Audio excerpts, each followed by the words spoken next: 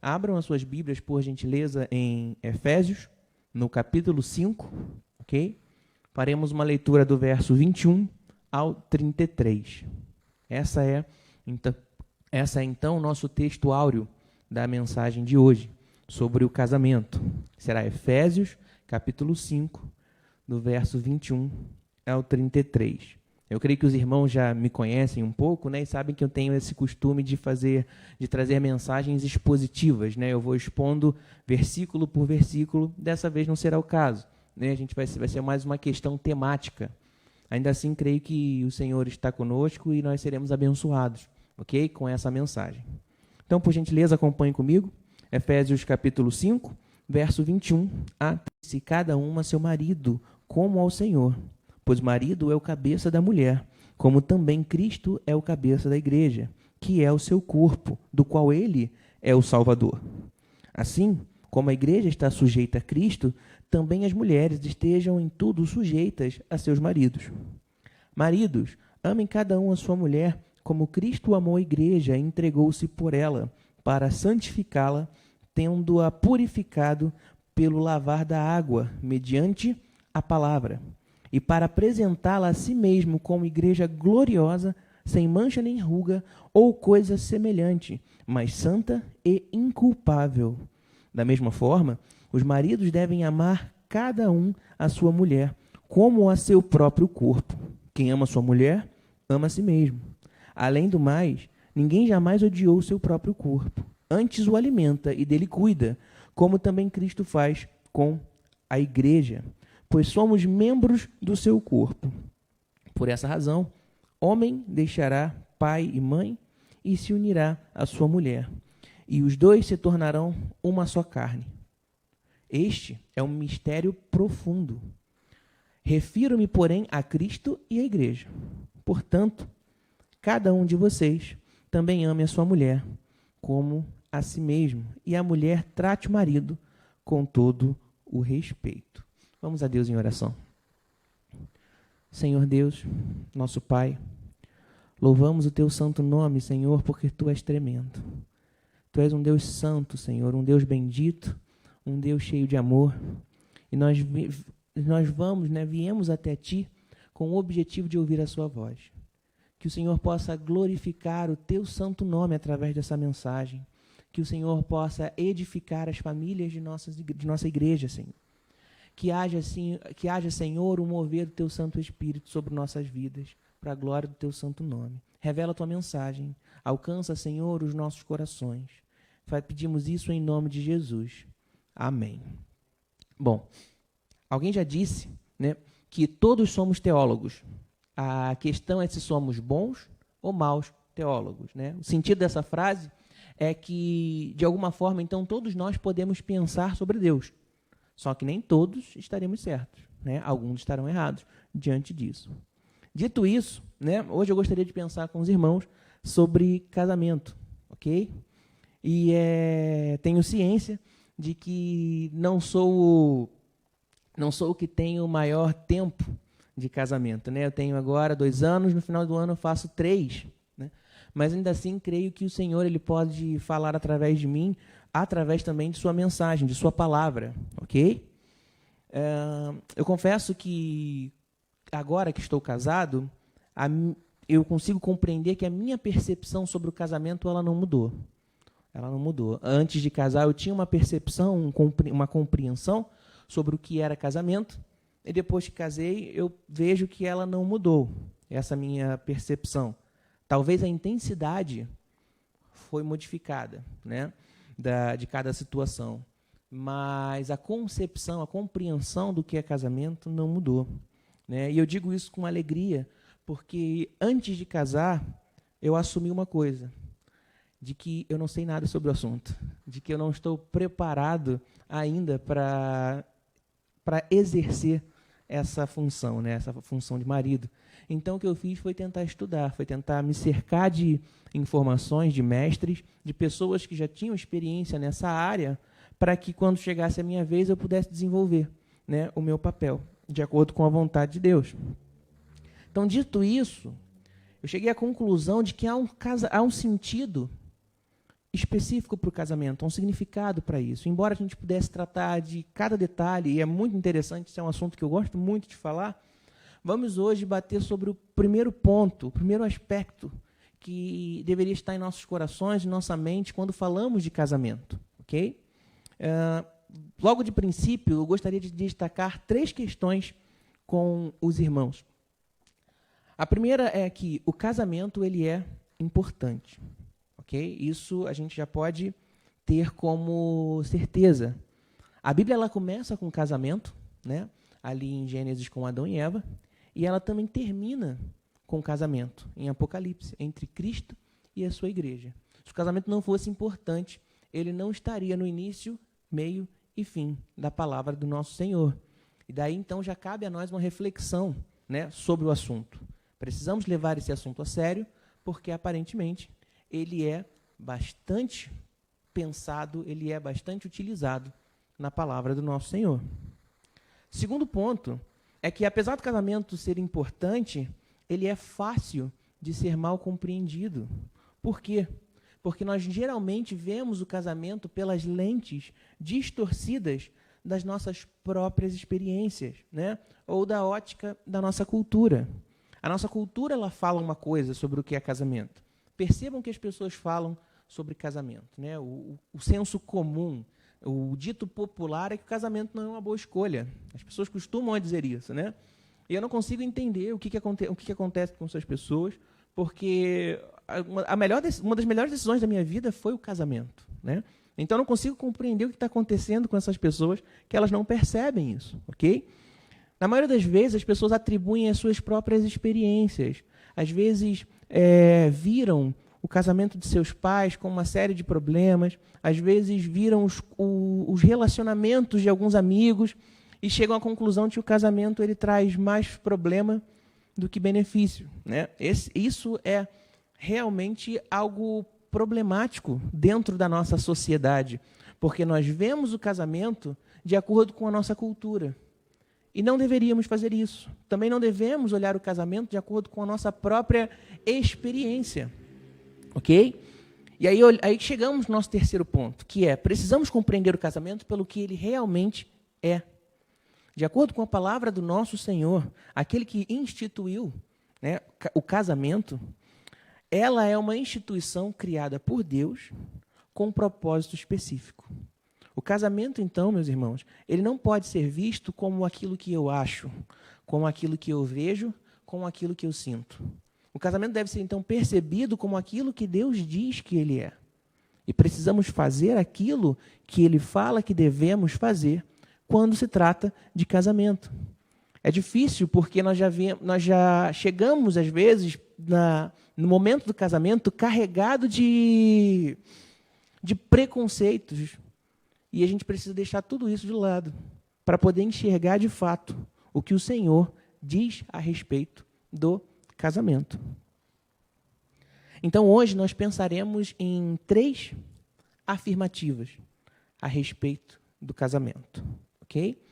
Estamos lendo o capítulo 5, né, de Efésios, do verso 21 ao 33, e ele é um texto muito claro e muito rico a respeito, então, do casamento. Então, iniciando a nossa exposição, a primeira afirmativa sobre o casamento que nós daremos hoje é que Deus, e não você, é o centro do seu casamento. Não sou eu, não é a minha esposa, mas Deus é o centro do meu casamento.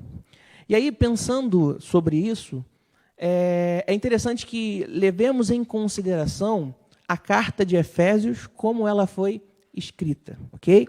Ela foi escrita no ano de 60, ali está entre 60 e 62 depois de Cristo, e Paulo ele está em prisão domiciliar, ok? Ele está preso, ele não pode ir para onde quer, ele tem que cumprir essa prisão, mas por vontade de Deus ele é capaz de escrever cartas e ele continua cuidando, né, das igrejas.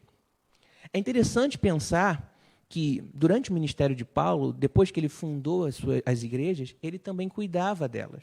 Às vezes mandava mensagens, tentava fazer visitas para saber como eles estavam.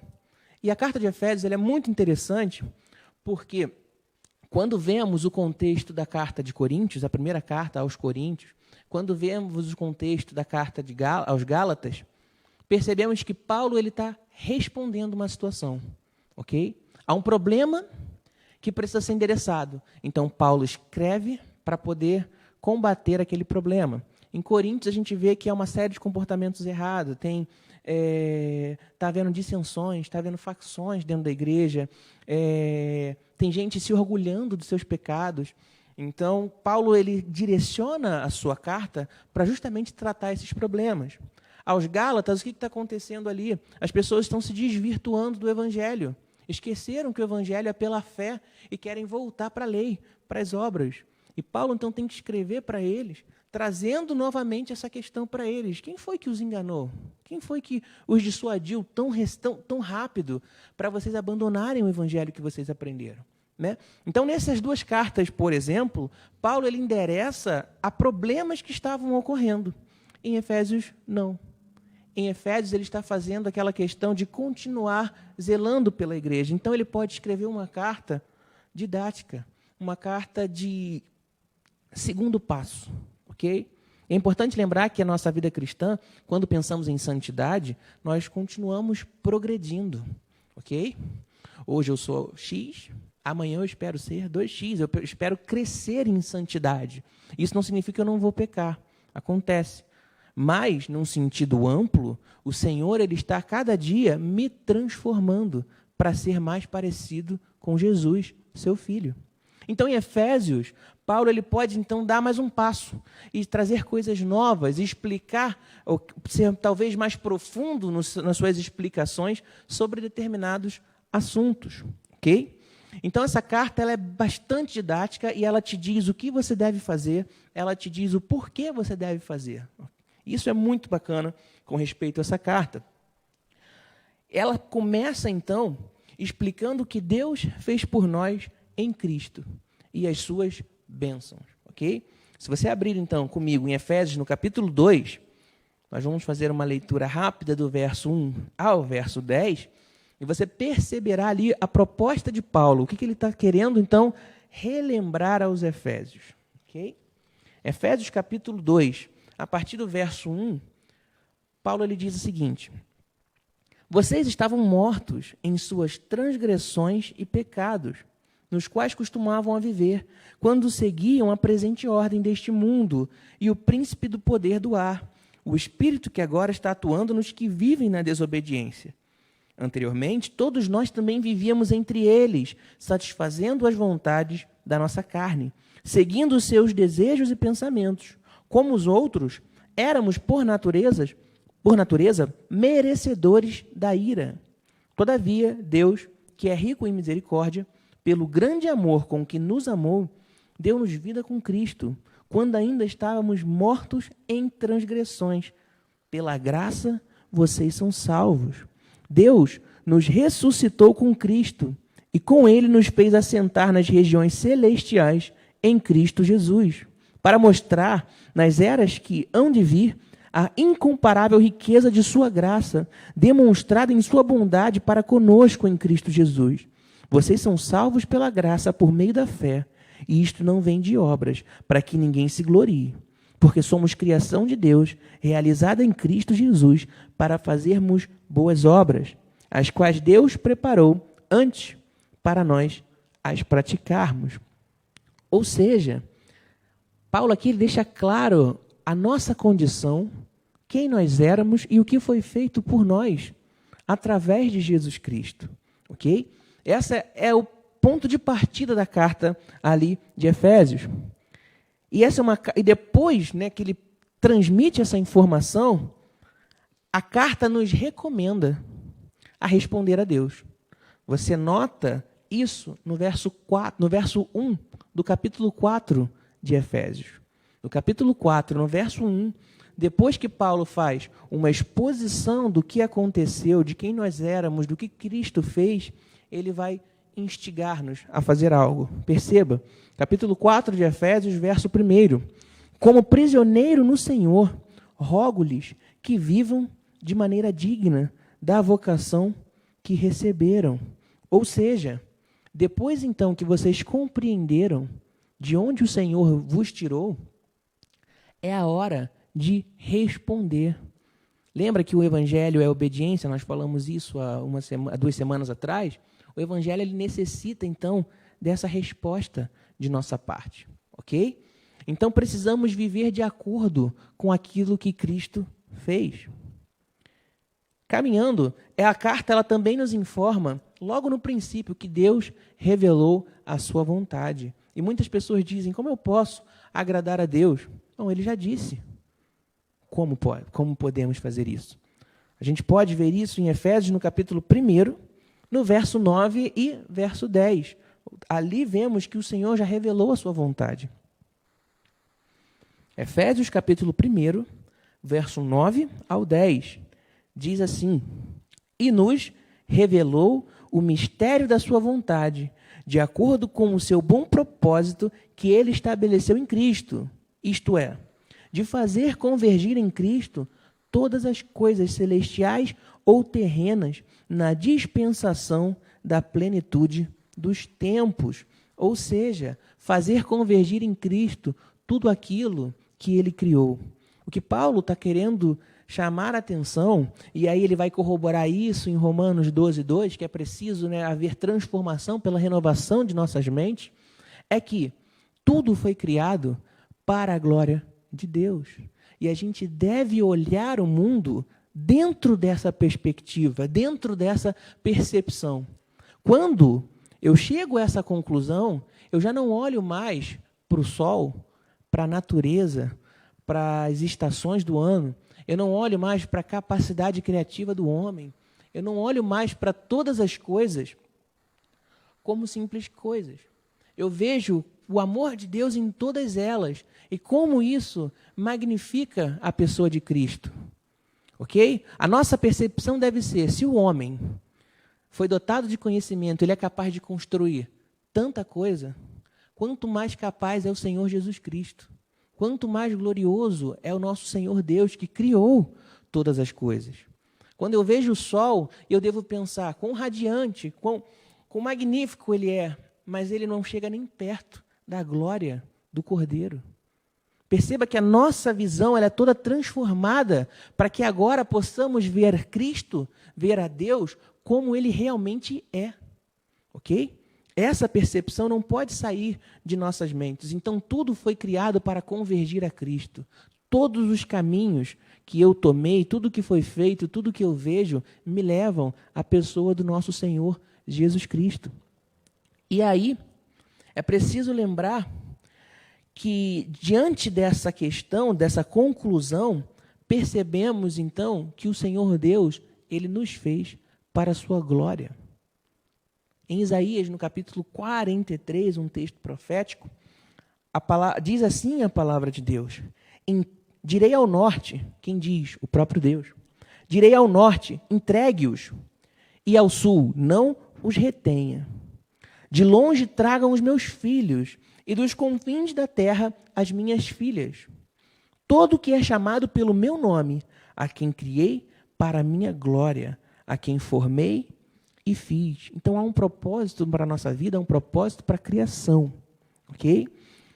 Podemos perceber que Paulo concorda com isso em 1 Coríntios, no capítulo 10, no verso 31, um texto bem conhecido, que é o, portanto, quer vocês comam, ou bebam, ou façam qualquer outra coisa, façam tudo para a glória de Deus.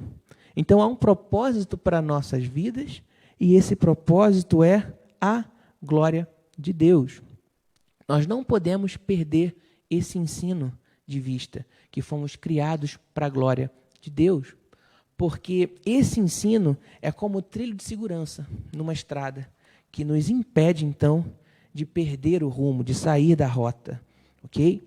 É muito importante que não percamos esse ensino de nossa mente, porque é ele que nos direciona à pessoa de Deus. Tudo foi criado para a glória dele, e assim eu devo viver. Como então um trilho de segurança que está ali para que eu não caia, né, de um precipício, se eu estou subindo ou descendo, por exemplo, uma serra. Assim é essa mensagem, para que não esqueçamos que fomos feitos, então, para a glória do nosso Senhor. E aí você pode se perguntar, mas o que, Augusto, isso tem a ver com o casamento? E eu respondo que tudo. Eu digo que tudo. Toda essa informação ela tem a ver com o casamento, porque precisamos levar também essa doutrina, esse ensino para o nosso casamento, para a nossa relação tão especial. Por quê? Estamos aqui para a glória de Deus. E o casamento, em primeiro lugar, ele foi feito para a glória de Deus e não para nós, ok? Em primeiro lugar. Como tudo que Deus faz, nós somos abençoados e desfrutamos benefícios deles, assim como o casamento. Mas, em primeiro lugar, o casamento ele foi criado para a glória de Deus, ok? Caminhando, nossa segunda, né, a afirmativa do dia de hoje, desta manhã, é que não é o sentimento que sustenta o compromisso, ok? No nosso texto áureo, no capítulo 5 de Efésios, vamos ler novamente o verso 22 e o verso 24. Percebam o que ele diz, o que eles dizem, perdão. Mulheres, sujeitem-se cada uma ao seu marido, como ao Senhor. Esse é o verso 22. Verso 25, perdão.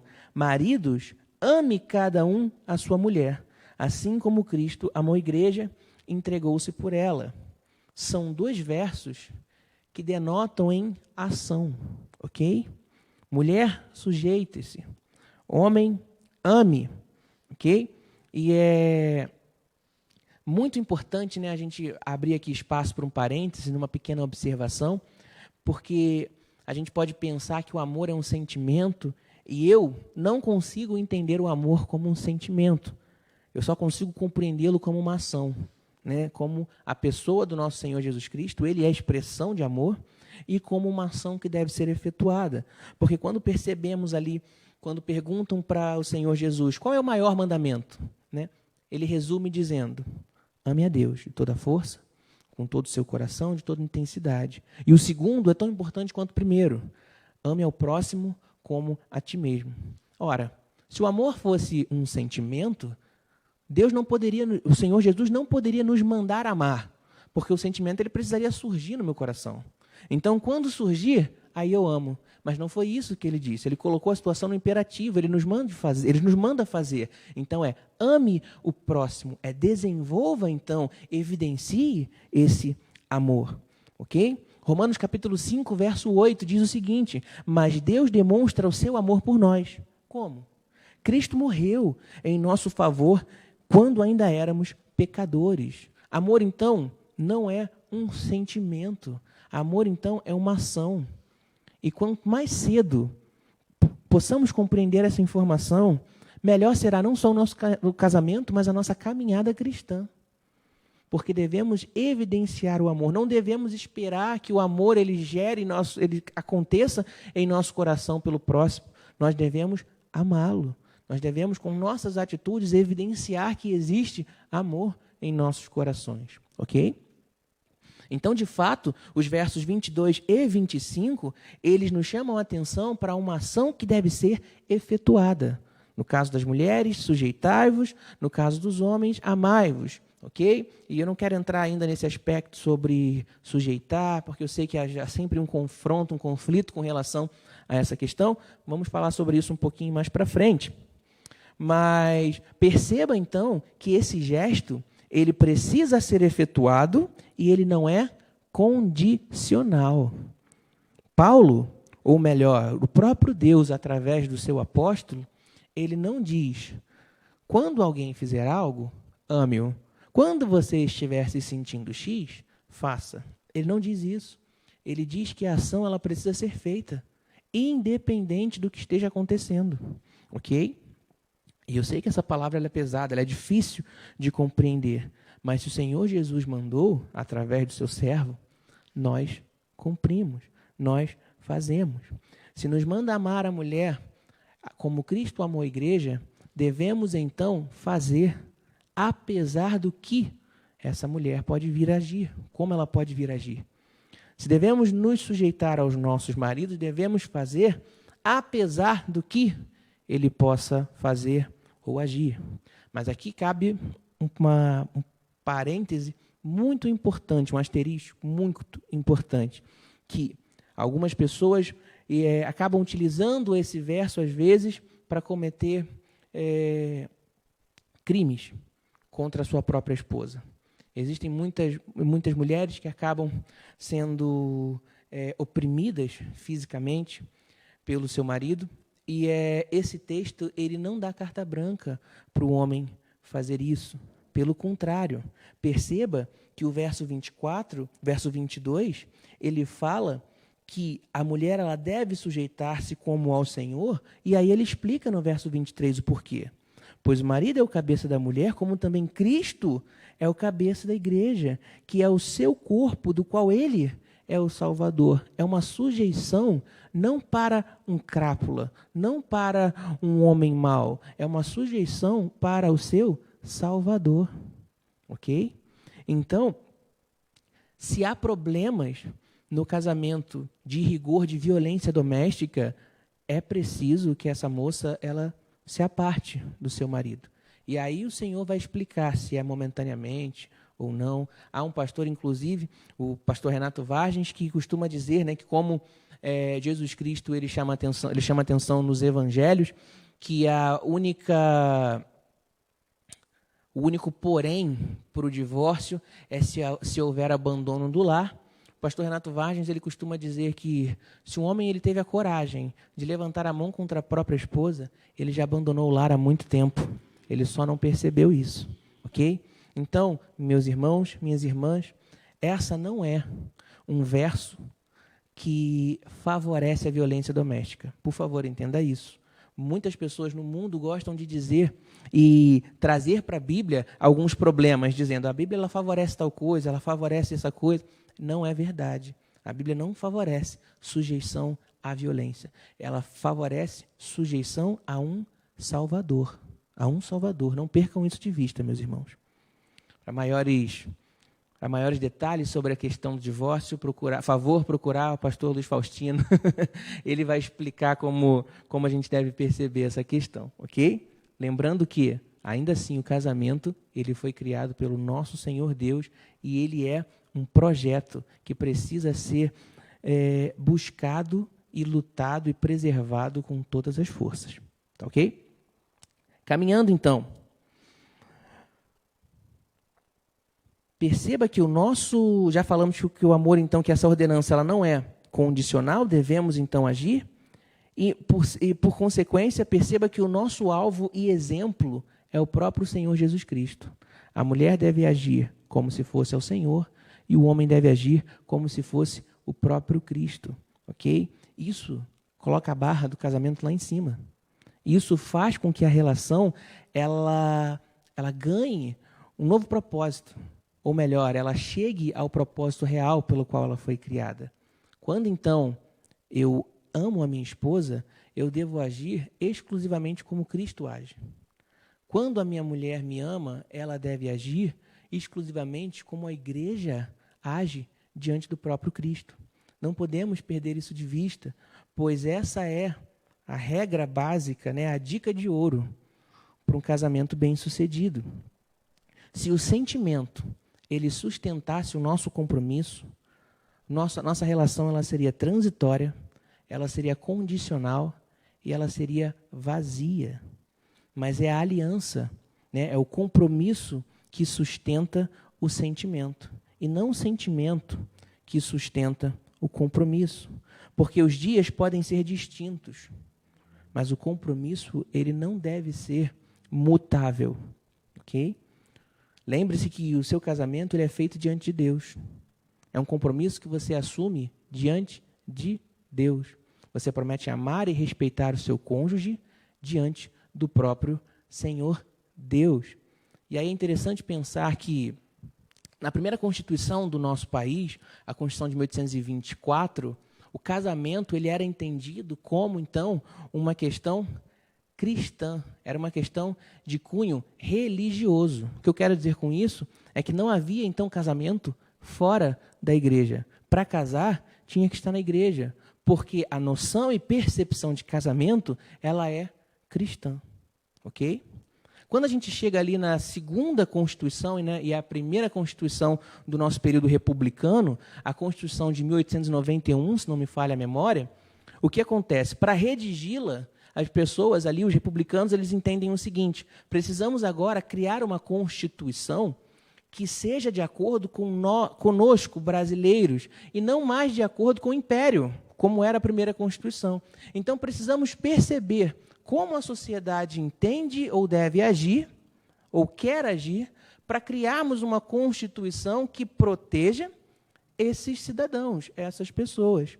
E aí, então, eles percebem que o casamento era algo que a sociedade brasileira queria fazer, almejava. Então, ele precisa, então, criar o casamento, mas ele tenta trazer para fora do cunho religioso. E assim, então, no nosso país começa a noção de casamento legal, casamento de cunho civil, porque foi percebido que a sociedade queria casar, via o casamento como um benefício. O casamento ele faz bem para a sociedade, ele constrói, né, cidadãos, ele faz bem para a moral. Então foi percebido que o casamento era bom e foi trazido então para essa questão social, ok? Para essa questão de cunho civil.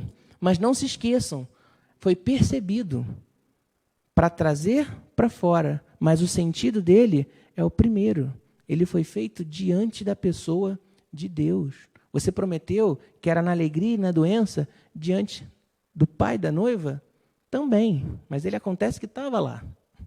A primeira pessoa é o próprio Deus. Lembrem que o primeiro casamento quem oficializou foi o próprio Deus.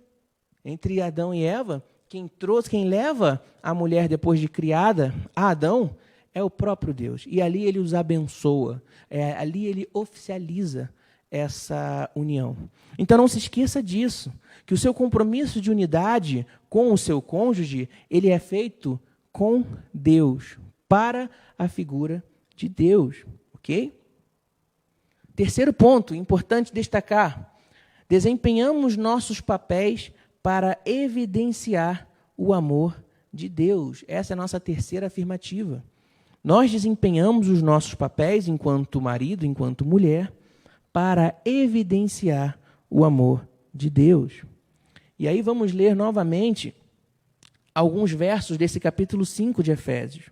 O verso 22 e 23 e 24 dizem respeito, então, à ação, ao compromisso que a mulher deve ter para com o seu marido.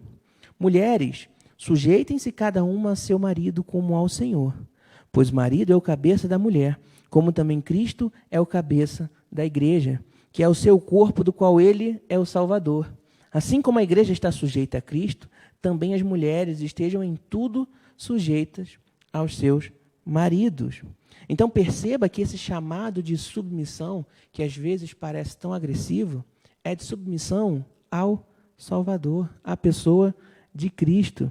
Se o seu marido não se parece com o Salvador, não se parece com Cristo, ele tem que correr muito atrás, porque ele vai ter muita coisa para explicar, não diante de ti, mas diante do próprio Jesus, do próprio Senhor.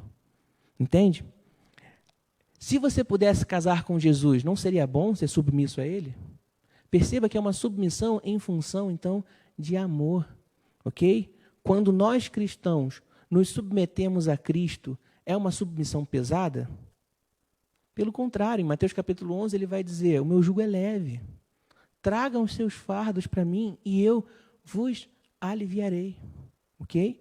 Então ninguém se aproxima de Jesus ou se submete ao senhorio de Jesus por medo, se submete em amor. Eu não estou aqui porque eu temo o inferno, eu estou aqui porque eu amo a Jesus, entende? Essa é a chave da submissão. E se o homem pensa que ele não deve submeter a mulher, ele está enganado.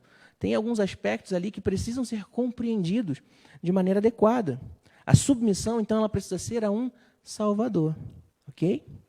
Agora, e 3 versos, para tratar da função da mulher e 6 versos para tratar da função do homem. E aqui eu não estou fazendo um juízo de valores, dizendo que um é mais difícil, outro é mais fácil.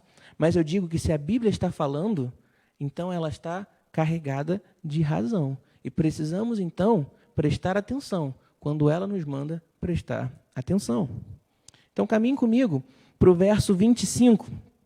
Diz assim a palavra de Deus: Maridos, ame cada um a sua mulher, assim como Cristo amou a igreja e entregou-se por ela, para santificá-la, tendo-a purificado pelo lavar da água mediante a palavra, e para apresentá-la a si mesmo como igreja gloriosa, sem mancha nem ruga ou coisa semelhante, mas santa e inculpável.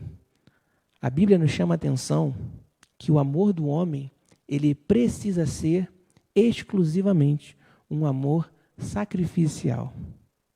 Ok?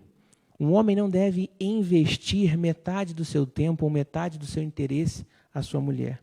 Ele deve investir total interesse à sua mulher. Por quê? Porque quando Paulo ele nos fala que devemos fazer isso, ele nos diz que nessa relação devemos nos parecer com Cristo. E até onde Cristo foi por nós? Cristo vai até as últimas circunstâncias. Se você não caminha até as últimas circunstâncias pelo seu casamento, você tem falhado. Por quê?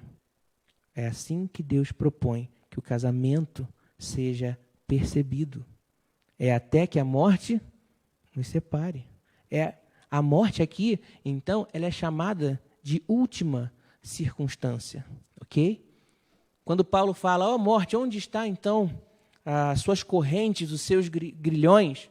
É justamente porque ela é o último inimigo a ser vencido. Ou seja, no casamento você deve ir não até a metade, mas até as últimas circunstâncias. Ok? O pastor Paul Washer, ele traz uma reflexão interessante quando ele diz que o Senhor, quando ele te atrair, atrair um homem para com a mulher, é provável que vocês não se complementem em primeira função, em primeiro aspecto. É muito provável que o outro vai ter muitos problemas que você, a segunda pessoa, não terá. Ok?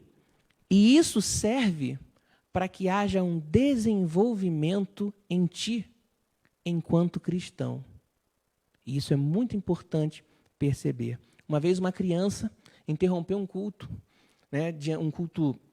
para perguntar para o pastor o seguinte: pastor, e aí no meio do culto tudo foi parado, e ele perguntou, pois não? E aí passaram o microfone para o garotinho, ele devia ter uns 5 ou 6 anos, ele disse o seguinte: por que Deus permite o mal? Por que ele não resolveu ali a solução entre Adão e Eva antes que eles comessem o fruto, antes que eles cometessem o pecado? Não teria sido mais fácil? Pergunta de uma criança, acho que todo mundo já fez essa pergunta para si. E a resposta desse pastor, tentando ser o mais didático possível, porque era uma criança, ele disse o seguinte: se Deus impedisse que aquilo ocorresse, haveriam aspectos da pessoa de Deus que nós não poderíamos conhecer, que nós não conheceríamos. Porque se não houvesse falta, nós não conheceríamos perdão. Se não houvesse erro, não haveria misericórdia. Então, quando o pecado acontece, Deus revela mais um atributo do seu ser que nós não conheceríamos, se não fosse por isso. E o que eu quero dizer com isso é que quando o seu cônjuge, ele evidencia algo que para você não deveria estar ocorrendo, muito provavelmente o Senhor quer que você cresça em graça diante desta circunstância. Não podemos perder de vista que casamos com pecadores. Tem um livro muito bacana chamado Quando Pecadores Dizem Sim, que diz respeito justamente à relação do casamento. Lembrar de que a pessoa ao seu lado, ela é um pecador e provavelmente ela não vai atingir todos os aspectos do seu interesse, das suas vontades. E tudo bem. E tudo bem, porque ela está ali para que você desenvolva a sua fé, para que você desenvolva enquanto cristão, para que você cresça em graça, em misericórdia, em paciência, ok? Caminhando então por fim, é só interessante fazer aqui uma reflexão e um apontamento muito importante, é que às vezes eu acabo sem querer escandalizando alguém no meu trabalho. Isso é bem comum. Talvez porque eles não conheçam muitos cristãos, mas há um tempo atrás houve um debate na igreja, no trabalho, e alguém falou assim: Augusto, qual é a sua opinião sobre traição? Porque, para mim, traição é sinônimo de divórcio, acabou. Se a pessoa me traiu, ela não me respeitou e bababá, babá. E eu disse o seguinte para ele: olha, eu sei o que fazer com relação à traição. E aí ele falou assim: o que você faria? Aí eu disse para ele: a Bíblia diz que o meu dever é perdoar. Aí ele: como assim? Eu falei: perdoar é o meu dever. A Bíblia me diz para, quando tratar com a minha esposa, eu devo tratar como o próprio Cristo. Quantas vezes, meus irmãos, nós traímos a Cristo? Quantas vezes Ele nos perdoa? Todas as vezes. Lembre-se que a reconciliação com Deus partiu do próprio Deus. Ele viu a nossa falta, Ele foi até nós. Nós devemos fazer o mesmo dentro do nosso casamento. Ao ver a falta, não deve haver apontamentos, mas deve haver a busca pela reconciliação, porque o sentido do casamento, e aqui é a chave da nossa mensagem, e eu já estou no fim, é que o seu casamento ele serve para glorificar a pessoa de Deus. Então eu, quando caso e ajo com a minha esposa, é para que as pessoas de fora percebam o seguinte: se o Augusto ama tanto a Bruna, quanto mais Jesus deve me amar. Perceba que esse é o sentido do casamento. Quando então alguém olha para a Bruna e percebe o seu carinho, o seu cuidado para comigo, o que ela deve perceber, essa pessoa que olha, ela deve refletir o seguinte: como eu devo agir servindo ao meu Senhor? Perceba que é uma relação complementar. Eu busco ao máximo me parecer com o meu Senhor Jesus ao tratar da minha esposa, sempre com perdão, sempre com amor, sempre com carinho, enfrentando problemas como eles devem ser endereçados, ok? Se é passível de exortação, exortação. Se é passível de encorajamento, encorajamento. Mas perdão é contínuo, não é condicional. Lembrem-se disso. Se o perdão fosse condicional, não haveria salvação para as nossas vidas. Então, para tratar do fim dessa nossa mensagem, eu gostaria que você não perdesse isso de vista. E aí, um último parêntese, um último asterístico a se tratar, é que eu tive um amigo, antes de casar, que marcou muito a minha vida. Quando ele me chamou para conversar, ele disse: Augusto, você está indo casar, você está perto, então, do casamento. Eu quero dividir algo contigo da parte de Deus. Aí, ok, meu irmão, pode falar. Aí ele disse: coloca isso na sua cabeça. A culpa é toda nossa. Tudo que acontece, a culpa é nossa. E aí, apesar de ter sido engraçado, ele explicou o porquê. Porque o Senhor nos colocou como sacerdotes do lar. Se há uma falta em minha esposa, a culpa é minha. Eu posso não saber o que eu estou faltando. Se está faltando culto no lar, se está faltando compreensão da minha parte, se está faltando mais amor. Mas a culpa é minha. Porque Cristo não teve falta conosco. Então, se algo está errado, muito provavelmente a culpa é minha. Então, caminhe o seu casamento, lidere o seu casamento, meu irmão, sobre essa perspectiva de que, se algo está errado, é seu dever corrigi-lo, ok? O casamento, então, as relações, elas são complementares. E quando o marido e a mulher, ela cumpre as suas respectivas funções, então o casamento, ele torna-se fácil. Aplicações finais, então. Se Deus é o centro do nosso casamento, haja de acordo. Faça algo ao seu cônjuge como se fosse para o seu Senhor. Ame-o, trate-o com respeito. Segunda aplicação. Se o casamento é o que sustenta o compromisso, lembre-se que você se comprometeu diante do próprio Deus. E permita-se apaixonar e reapaixonar-se todos os dias pelo seu cônjuge, na certeza de que esse laço é forte o bastante para que você cresça e se desenvolva enquanto cristão. Uma vez eu ouvi um homem num vídeo falando: a minha esposa ela casou com 5 homens. Minha esposa teve 5 maridos. Todos eles eram eu. Porque ao longo dos seus muitos anos de casado, ele percebeu que ele foi mudando muitas vezes. Mas se a sua esposa não tivesse o compromisso de amá-lo, porque ela se comprometeu com Deus, ela não teria tido paciência e amor para passar por todas essas mudanças. Ok? Por último, se desempenhamos os nossos papéis para evidenciar o amor de Deus, ame até o fim e com todas as suas forças.